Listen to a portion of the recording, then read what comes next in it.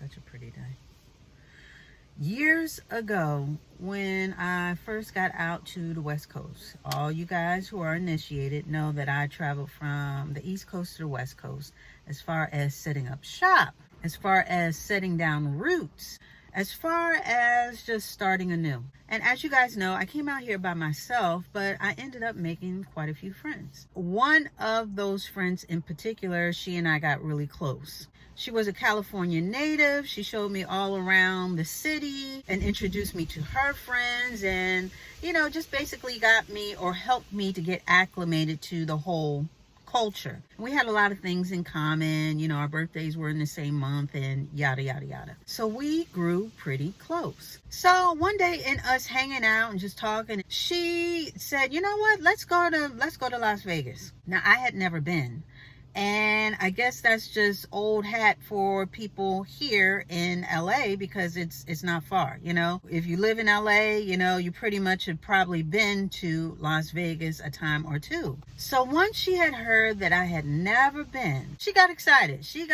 Which got me excited because she was about to expose me to something new yet again.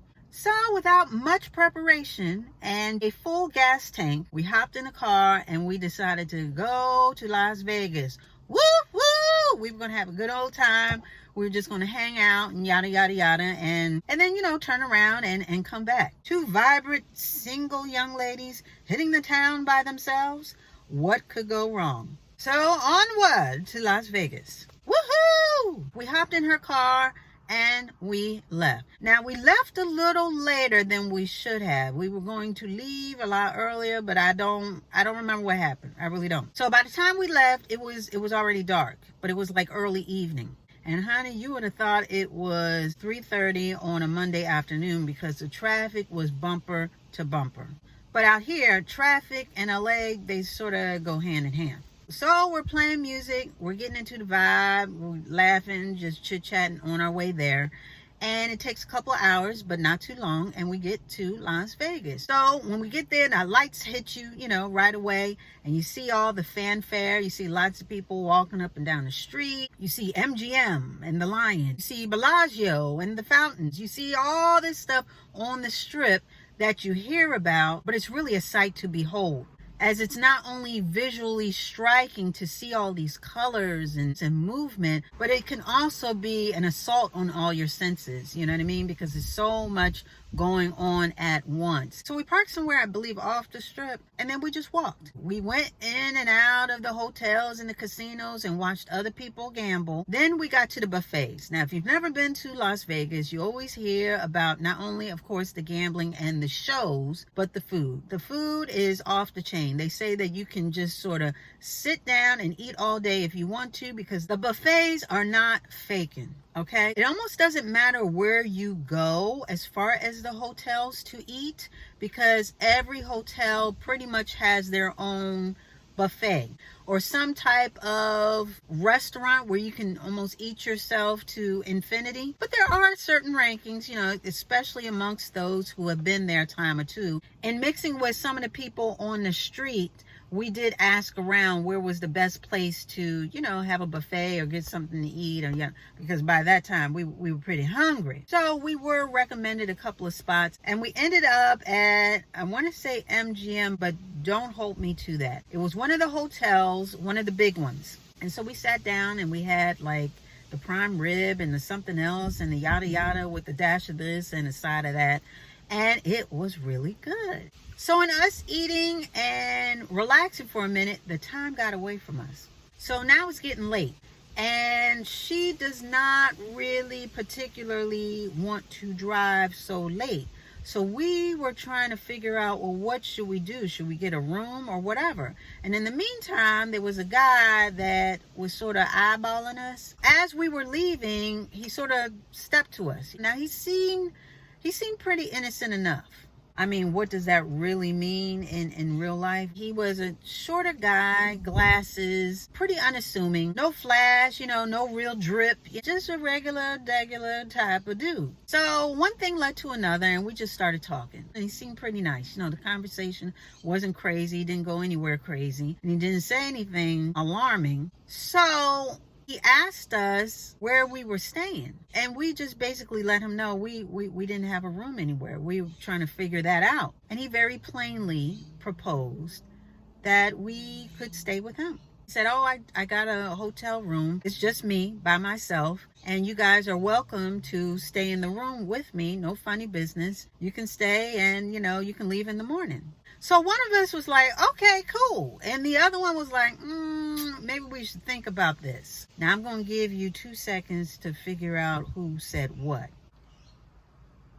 I was the one who said, ooh, okay, that's cool. And my girlfriend was the one she was a lot more hesitant.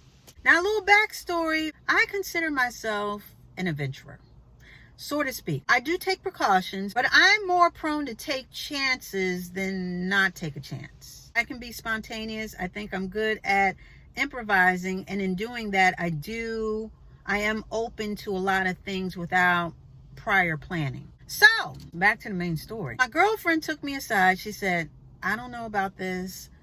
I'm not too comfortable with this. We don't know him from a can of paint. And she gave good notes, all those were good points. But I just had a feeling that everything was going to be okay. So I convinced her. I said, listen, it's only going to be for a couple hours. We should be fine. I don't think he's going to do anything. So she relented, and we went. We went with him to his hotel room. We got up there. Everything was clean. Nothing looked crazy. And we talked for a little bit. And then I think I slept on the couch, I don't remember what the sleeping arrangements were. I think I had my purse tucked underneath me, you know what I mean? Because I don't know this man. And I probably slept pretty light, needless to say. I don't think I ever reached REM. But went to sleep, woke up, and everything was fine. We were all in one piece, no craziness throughout the night. My purse was still there. Everything in the purse was still there. Everything checked out, and we checked out and left. And he was the perfect gentleman, I must say. I'm like, see, nothing happened. We're fine, Now, there was another time on the flip side where, with the same energy that I had, the same type of thinking, I remember years ago, I had this little boyfriend. We met at the fast food place where we worked. We both worked. I think he was a manager or whatever. He owned a motorcycle, so that was the first time I was ever on the back of a motorcycle. He was a little bit older as well. So, we were together for a little bit. Then we broke up. And he went to the military. So not too long after, I got a little phone call. He said, hey, I'm out here in Hawaii. I want you to come see me. And me being me, I was like, okay. I did ask him, how am I going to get out there? What do you mean? And he said, no, I'm going to take care of everything. And I said, word? He said, no, I'm going to take care of everything. All you have to do is show up. Just get to the airport and show up. Well, honey, it didn't take me nothing. I didn't even have luggage at that point. I took a trash bag and loaded it up with some clothes. I told my mom, I don't even know did I tell her? I don't even remember. I left. I took my trash bag. I slung it over my shoulder. I think I caught the bus up to the airport. Got to the airport. I got on the plane. I held my head high and stuffed my stuffed trash bag in the overhead bin, closed it, sat down in my seat, and flew off to Hawaii. So when I got there, he was there to pick me up. We dropped off my belongings, and we had a good time. He showed me around the island. I saw the pineapple plantation, and I just want to do a prayers up for Hawaii and everything that's going on over there right now as far as all the devastation. Please, everyone, keep everyone there in their prayers. When I was there, it was beautiful. I mean, Hawaii is absolutely beautiful. We went to the beach. I don't remember the name of the beach, but it has black sand. So day one was fantastic. And then by day two, that was pretty much it. The fun was pretty much over because he had to work. So I was there in the daytime by myself in this little small cramped apartment. There wasn't much food, wasn't too much going on. The accommodations, they were very bachelor-like. if you get my drift. So I have been there for now a couple of days. You know, I'm getting bored. I'm calling my best friend at that time and I'm telling him, well, it's time for me to leave. I don't even want to be here no more. So when he came back to the apartment, I said, listen, it's time for me to go. Now, he had initially gotten me a one-way ticket. And he said, you know, once you get out here, I'll buy the ticket back. You know, don't worry about it. But here's the one ticket. Boom, you come on out here. So anyway, I brought this up and I said, okay, it's time for me to go. And I guess he was taken aback because I guess he thought me being out there, that was going to be pretty much it. You know, I was going to, I guess, fall in love with not only Hawaii, but in love with him and the whole situation. And that would be that. But such was not the case. And that's when Mr. Nice Guy turned out not to be so nice. He said, well, you came out here and, you know, this and that. I thought this was going to go one way and you telling me you want to leave. I said, yeah, I never said I was going to stay. You wanted me to. So we're going back and forth. We're going back and forth.